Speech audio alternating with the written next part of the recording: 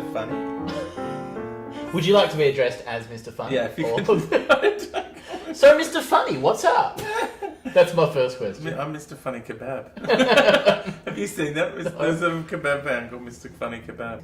Mr. Funny Kebab. Mr. Funny Kebab. Although the font was like dodgy, so the ends possibly could be R's. And I Sounds thought like a dodgy kebab, to be Mr. honest. Mr. Furry Kebab. I was like, ooh, no one wants that kebab. What a weird name. I for a think kebab. he was funny. Yeah, the guy that ran it was Ran it. funny, not the funny kebab itself. And so he ended up being called Mr. Funny. And then the kebabs was... Well, it just grew from there. Yeah, Mr. Funny Kebab. And the rest is history. As a veteran of comedy... You're Stop calling me a veteran. You As an make it old sound man. like I've been to Comedy War. You've been in the trenches. I've been to Comedy Vietnam. My first ever gig was at a place called Elbow Grease. Okay. It's run by Jed Wood, who's like a TV producer now. And he ran Raw Comedy for a number of years. And yeah, so anyway, this is beside the point.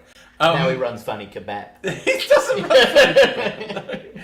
He's a telly producer. But yeah, Jed booked... Well, he talked me into doing stand-up. I didn't really want to do it because I was a spoken word artist.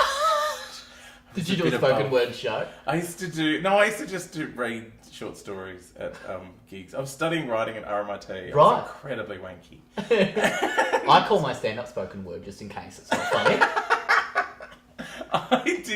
I did go through this weird period where they kept asking me to host the spoken word events. Yeah. And so I'd go, I need to do some jokes. So I'd go, okay, here's the joke.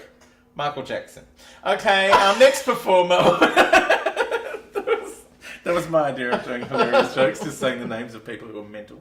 That's what your new show is about. Yeah. Different names. I was mates with Corinne Grant, and I used to go to a lot of gigs with her. Yeah. Like, I'd be, her friend that she brought backstage, like an entourage, in her shitty old Corolla that the windows were smashed. I kind of was getting a lot of stand-up in my face, and...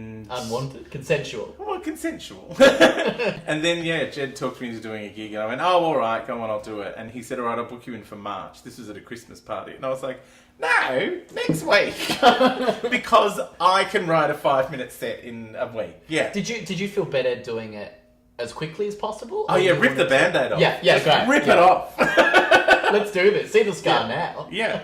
And I reckon that 5 minutes that I wrote, I did for about... I still do one of those gags. Right. So your first gig went really well? Yeah. Yeah. Yeah. Did I only did 3 of the 5 minutes. Like I went, and ran off stage. But it's...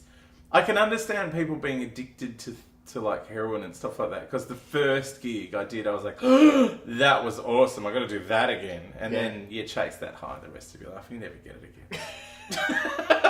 So do you consider yourself now a veteran of comedy? Stop saying veteran. Okay, that's the end of the interview. That's the end of the interview. Adam cracks the shit. I feel so... It really does feel like I've been in a war. But what a great war it's been. In a wheelchair being wheeled out by young comedians. That's how we should end the interview. With you wheeling me out the door, hitting people with my stick. Why I have a stick and a wheelchair, I don't know. But we got both of them. Thank you so much, Adam. Thanks, sweet pea. Thank you. Oh. It's really nice.